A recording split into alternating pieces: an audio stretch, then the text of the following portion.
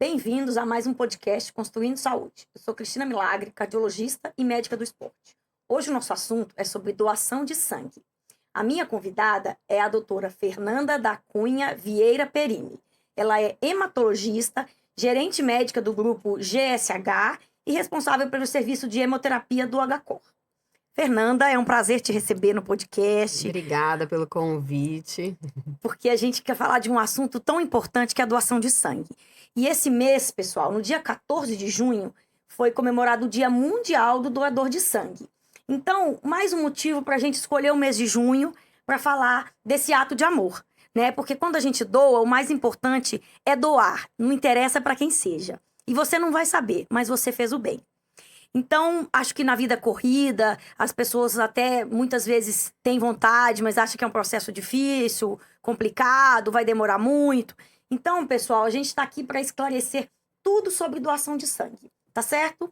Então, Fernanda, para a gente começar, qual é a importância da doação de sangue? Porque a gente vê na televisão que está faltando sangue. Então, como é que tudo isso funciona? Então vamos lá. Realmente, no Brasil, a gente sempre tem os estoques deficitários. Às vezes mais, às vezes menos, mas a gente sempre tem um estoque um pouco mais baixo, tá? É só pra gente ter um dado, né? Pela sociedade, pela Organização Mundial de Saúde, pelo menos 3% da população tem que doar sangue para continuar esse estoque sendo sempre restabelecido para quem precisa. E no Brasil, o último dado que a gente tem é de 1 a 2% da população inteira doando sangue, tá? Então, é realmente muito baixo. Então, tem algumas épocas, por exemplo, agora, que vai vir mês de férias, frio, realmente. Todo mundo fica um pouco mais, né? Com preguiça, um pouco mais, né? Vamos lá, vamos sair de casa. A gente tem uns estoques, a gente sente um pouco mais isso mesmo e fica com o estoque mais baixo. Então, assim, é muito importante. O sangue salva vidas. A tecnologia tá aí, a medicina tem avançado, mas tem algumas situações que é só o sangue que vai ajudar mesmo. E lembrar, gente, que uma doação de sangue pode salvar até 4 vidas. Olha só, que sensacional. Porque o sangue que a gente doa, ele é fracionado, né? Em diferentes partes, né? Diferentes componentes. Então, a gente tem que lembrar que uma doação nossa, a gente pode salvar até 4 vidas, tá? Vamos explicar para as pessoas como que é a composição do sangue? Eu acho que é interessante. Tá, então a gente doa, né? Quando a gente doa os que a gente chama de sangue total, né? Que é o que a parte vermelha que a gente vê, todo mundo na foto, vendo doação. Quando a gente acaba de doar, esse sangue vai para um setor nosso que é o fracionamento, que divide mesmo o sangue em várias partes. Então, ele pode ser dividido em plasma, plaqueta, hemácia, que é a parte vermelha que a gente vê do sangue, e até crio precipitado. São coisas mais específicas, mas com isso a gente consegue entender que o sangue pode salvar até 4 vidas.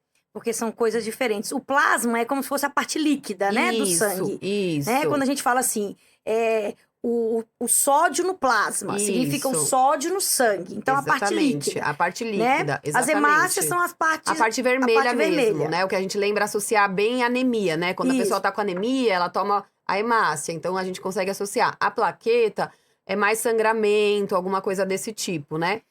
E o crio precipitado é uma coisa bem mais específica para algumas doenças que têm alguns fatores de coagulação. É uma coisa bem mais específica, mas também é bem necessária.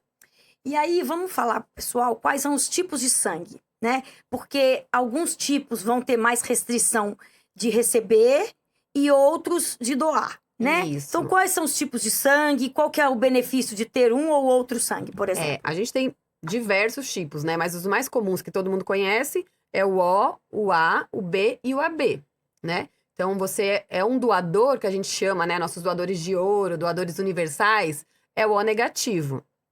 Porque o O negativo, qualquer outro tipo pode receber ele. Então, ele é o nosso coringa.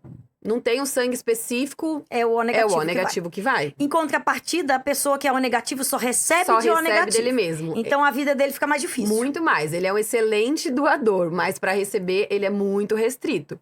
E aí, o receptor universal, que pode receber de qualquer um, acaba sendo o AB positivo, que é super raro de ter, né? Os tipos mais comuns são o O e o A. O meu é A positivo. O seu é qual? O meu também é A positivo. É A positivo? Também. Tá.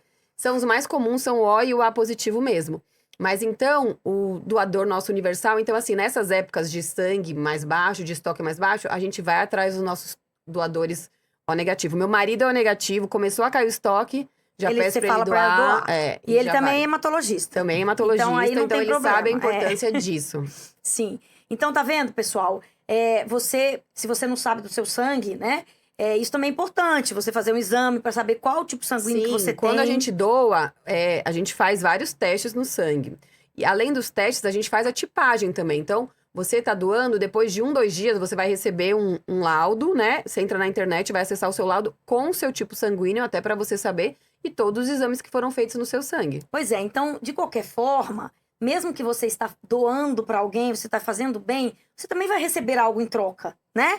Você vai estar recebendo uma informação do seu tipo sanguíneo, do exame que foi realizado. Porque um dia que alguém precisar de um sangue específico, se você já sabe que você é O negativo, você já sabe que você pode ajudar qualquer pessoa. Com certeza. Né? Com certeza. E se você também é um tipo mais que só recebe de alguém, você também tem essa facilidade. Porque muitas vezes a gente recebe mensagem no WhatsApp, né? Alguém tá internado, aí pediram para doar, porque lá naquele hospital tá faltando determinado sangue, né? Exato. E a gente tem que ter esse hábito, porque o que a gente percebe muito aqui no Brasil a gente só doa quando alguém específico pede.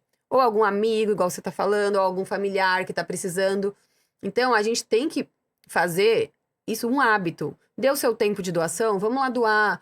Ensinar isso para a geração, desde jovens, a começarem a ter esse hábito de doar sangue. Exatamente. Porque não é só quando o seu familiar ou o seu conhecido precisa.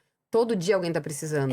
E assim, quem tá precisando, gente, é igual doação de órgãos, né? Que a gente já gravou podcast aqui. Quando a Patrícia, que recebeu o transplante, ela falou tão bonito que ela falou assim, quando você tá doando um órgão, você tá devolvendo um filho para a mãe, o marido para a esposa, Exato. um avô para um neto. Então, é uma coisa muito... E a doação de sangue, você está fazendo isso também. Com certeza. É uma doação de um órgão de uma pessoa para outra. É um órgão fundamental, que às vezes a pessoa não recebe e ela vai a óbito. Com certeza. Né? Então, assim, é realmente uma coisa que a gente tem que falar todos os dias. E eu prometo para você, Fernanda, que eu vou falar bastante nos meus stories para estimular as pessoas a doar o sangue, porque realmente isso é muito importante. Agora, quem pode doar? Existe, assim, um limite inferior de idade e um limite superior? Sim, existe, né? A gente pode doar a partir dos 16 anos e até 69, na verdade, um dia antes de fazer 70, tá? Isso já foi modificado no Brasil, antes era até 60 anos, mas como que a gente vê que a população envelhece melhor, a gente... Aumentou a legislação aumentou. Porém, tem algumas coisas. De 16 a 18... pode doar com autorização dos pais, tá? Então, porque tem todos os exames, se o doador passar mal, enfim. Então, os pais têm que estar cientes. E acima de 60, ele já tem que ser um doador de sangue. Ele já tem que ter doado pelo menos uma vez na vida. Ah, tá. Pra ver se não tem nenhum problema, se não aconteceu nada. Porque às vezes ele nem sabe que ele tem algum problema e na hora que a gente faz a doação, que a gente tira esse sangue, ele pode vir a passar mal. Então, isso é uma proteção pro doador.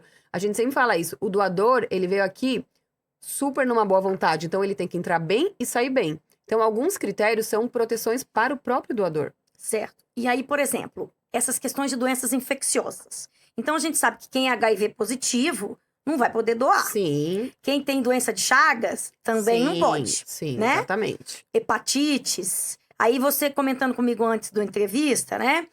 Que se teve hepatite muito jovem, hepatite A, né? Hepatite A, se você teve na infância, ou se você teve até depois de adulto e consegue comprovar com seus exames de rotina que já tá tratado, que tá tudo ok, você pode sim doar, tá? Isso é uma coisa que também foi modificada na legislação. Mas a hepatite A. Hepatite A, hepatite B e C não. Não pode doar mesmo. Porque hepatite B e C é transmissão por sangue, né? Exato. Então você não pode. Então realmente você não pode. Por exemplo, pacientes que já tiveram sífilis, pode doar?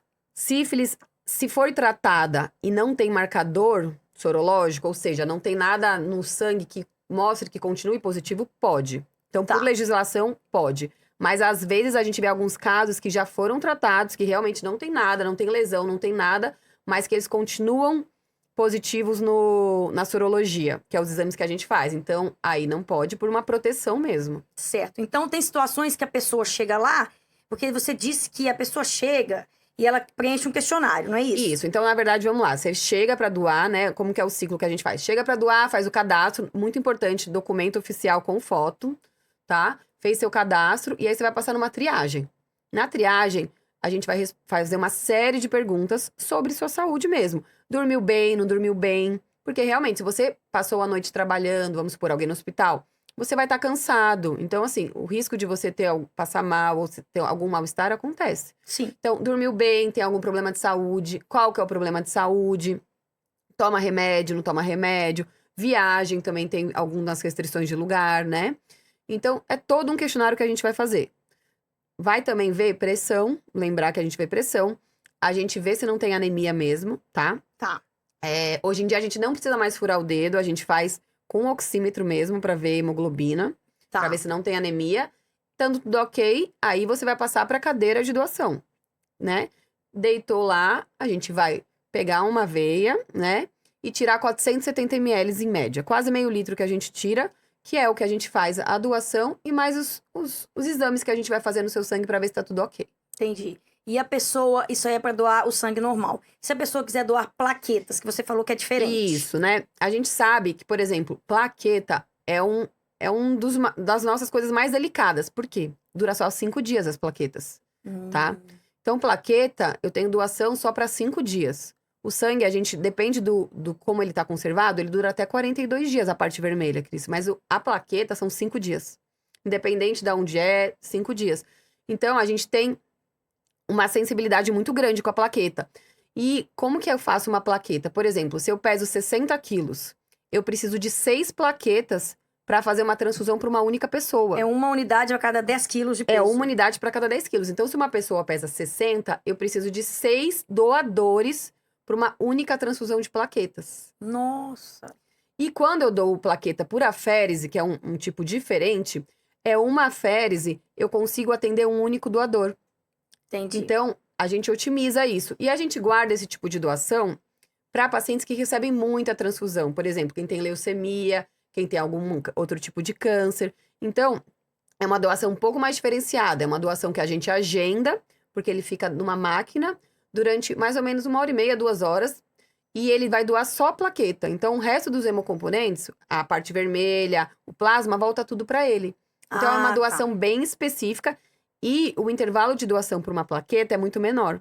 A cada 3 dias, teoricamente, um doador de plaqueta pode voltar para doar plaqueta. Tá. E a pessoa, por exemplo, mulheres, de quanto em quanto tempo eu posso doar, por exemplo, se eu quiser? Mulher, se quiser doar, de 3 em 3 meses e homem de 2 em 2 meses. Por que essa diferença? Porque a gente sabe que mulher menstrua e ela acaba tendo uma perda de sangue maior. Então, a gente põe esse intervalo maior justamente para ela não ter nenhuma anemia, nem nada relacionado a isso. Tá. Voltando a falar um pouquinho das restrições, né, Tá. que a gente começou e depois...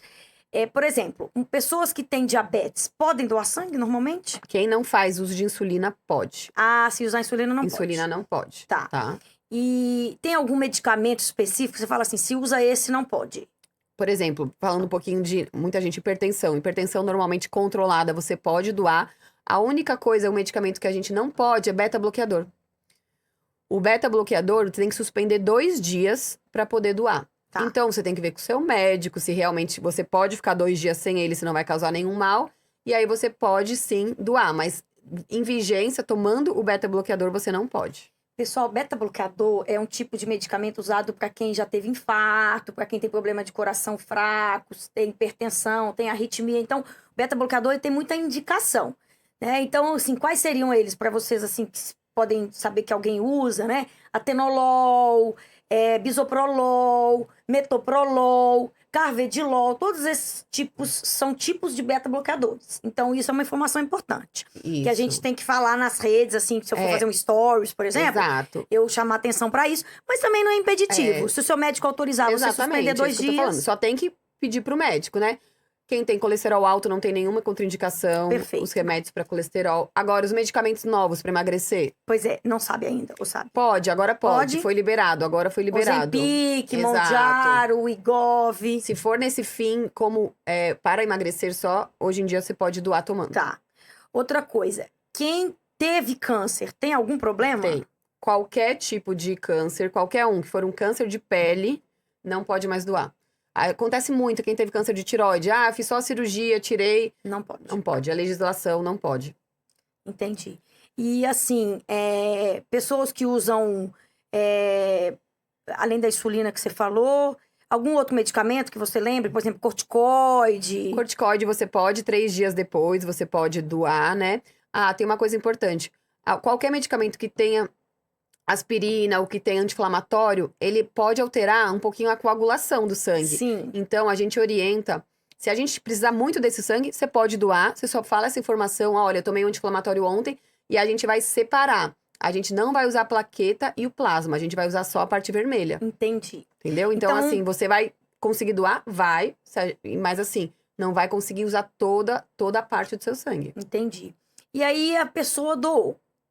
Depois que ela doa, aí naquele dia ela tem que ficar mais quieta, né? O que a gente fala de orientação? Porque, querendo ou não, a gente tira quase meio litro, né, Cris? Então, o nosso corpo sente. Claro.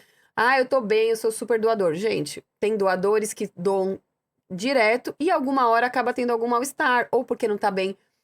Aquele dia ele não tá tão bem, tá mais cansado. Ou não tá bem hidratado. Ou às vezes a pessoa tá com um processo inflamatório, tipo, incubado, E nem né? sabe, Nem sabe. exato. Aí às vezes aquilo ali é o gatilho Então, pra assim, pessoa. a orientação antes você quer fazer exercício antes, tudo certo. Mas depois, pelo menos 12 horas sem exercício físico, sem bebida alcoólica. Então, assim, doou nesse dia.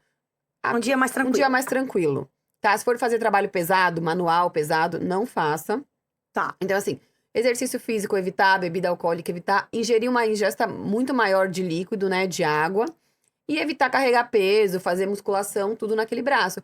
Porque às vezes você tá super bem. Eu saí bem, fui pra academia. Não tem jeito. A hora que a gente tá fazendo exercício, o coração vai exigir um pouco mais. E aí você pode passar mal um pouco de tempo depois. Então, assim, Sim. são essas orientações. O que a gente conversou. Se você é um super atleta, vai participar de uma maratona, vai fazer alguma outra coisa, não doa perto. A gente precisa de um tempo pra esse corpo recuperar todo esse sangue que a gente tirou.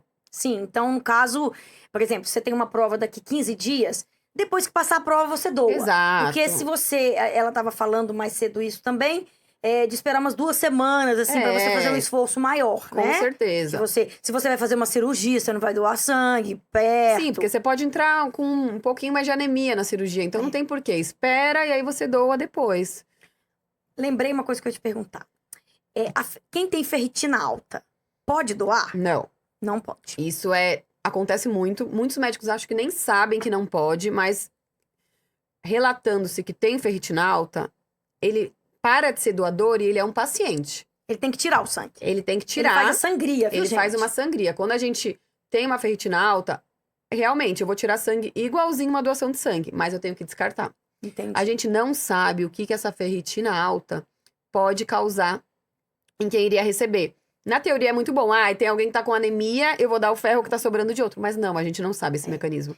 Então, um paciente que tem ferritina alta, ele tem que ser tratado como paciente. Então, ele vai num centro de referência e fala, olha, eu vou fazer uma sangria. E esse sangue é jogado fora.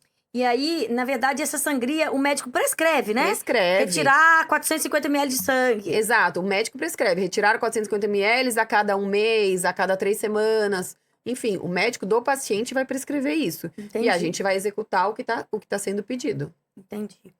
E alguma doença intestinal, alguma coisa gástrica que contraindique doação? Qualquer doença, por exemplo, autoimune, as doenças autoimunes não pode doar sangue, porque a gente não sabe o que isso pode causar mesmo. Uma coisa bem comum que as pessoas fazem é endoscopia.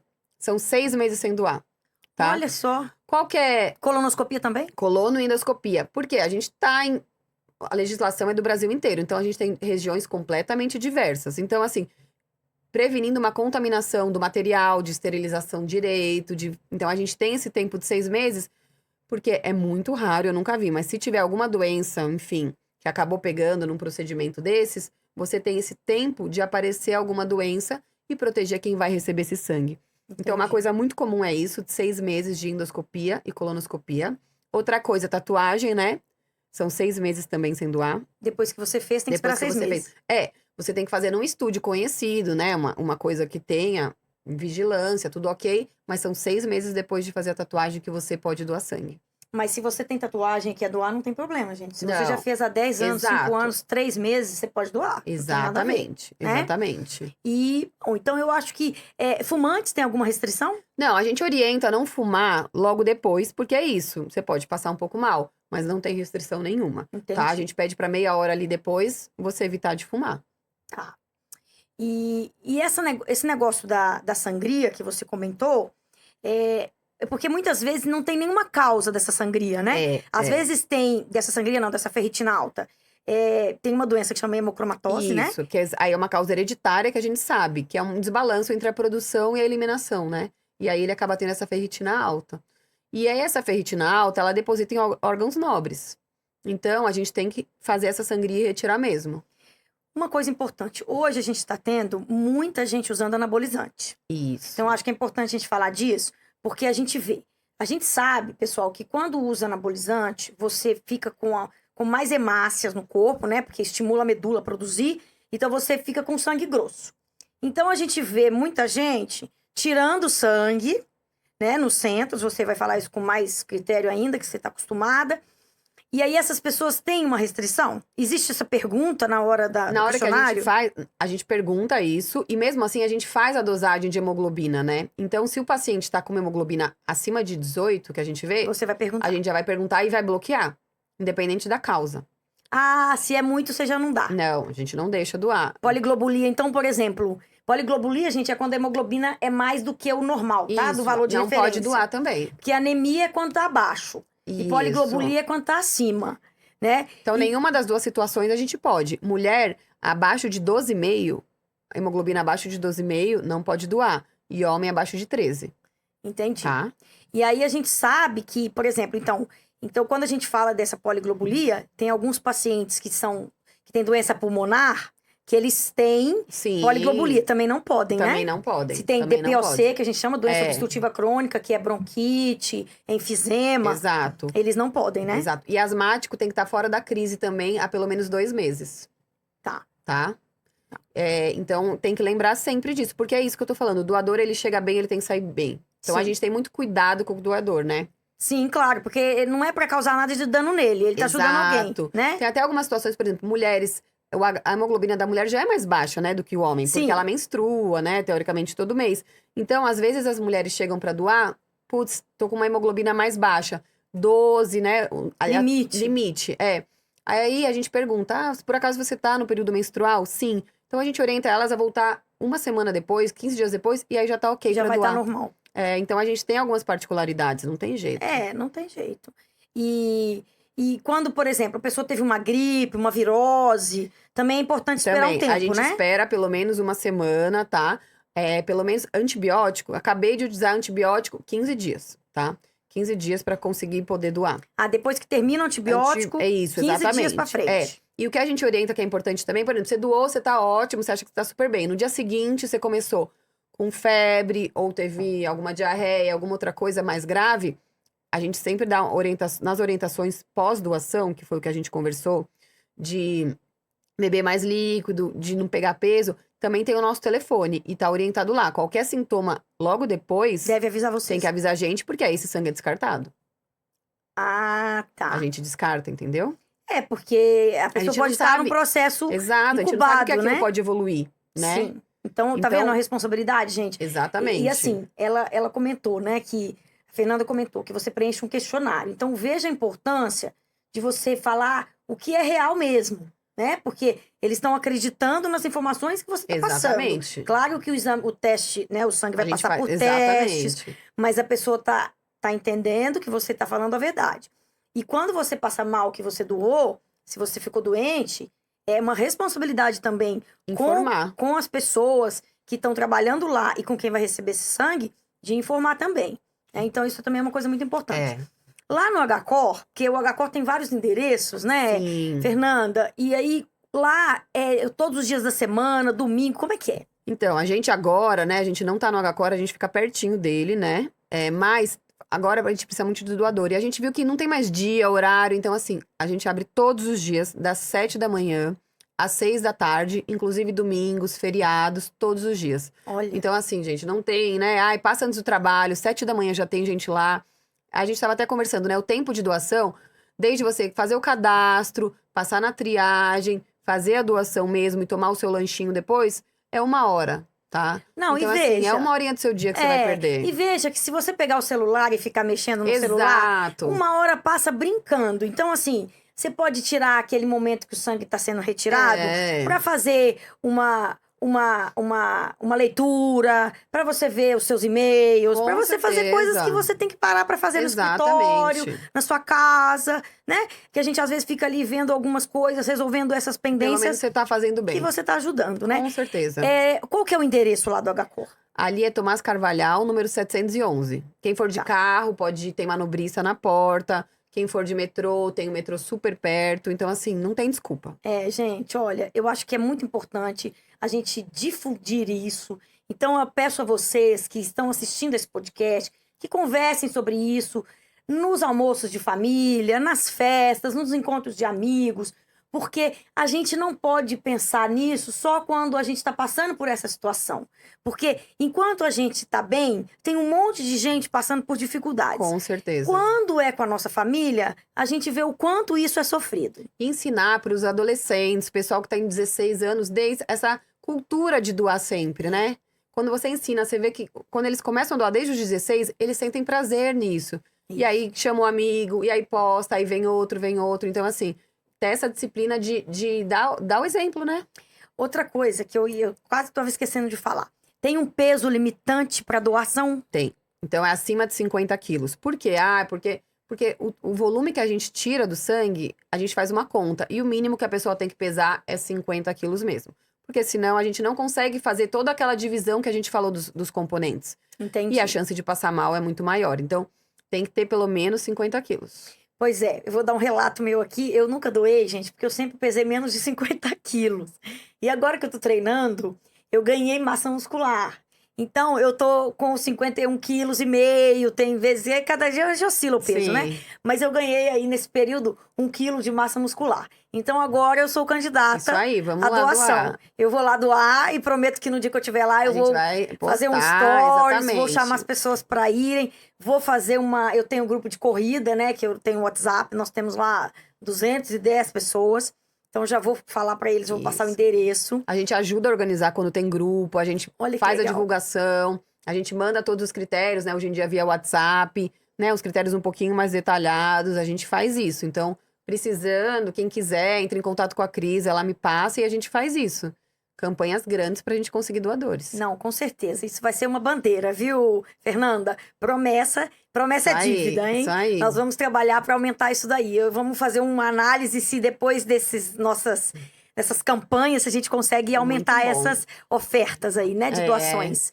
Tem algum ponto que você gostaria de lembrar? Alguma coisa que eu não te perguntei, que você acha que é relevante para as pessoas, para o público em geral? Não, eu acho que é isso, gente. Não importa onde, não importa se é no HCor, se é em qualquer lugar, é só doe sangue, gente. A gente precisa muito disso pra continuar com tudo, né? É isso que eu falei, a medicina tá super desenvolvida, mas tem horas que é o sangue que salva vidas. Então, doe sangue, conscientize a pessoa. A gente tava conversando sobre isso. O mundo tá tão, né, acelerado, tão tecnológico, que é uma coisa tão simples que a gente consegue fazer e faz muito bem você saber que você ajudou alguém. Não importa quem. Ah, mas eu vou doar pra alguém da minha família? Não, você vai doar pra quem precisa. Não tem coisa mais bonita do que isso. Exatamente. E eu acho que é isso. A gente tem que fazer o bem sem olhar a quem, né? Então, a beleza da doação é isso. Igual a doação de órgãos no Brasil, você não sabe de quem veio, né? De Exato. quem veio aquele órgão.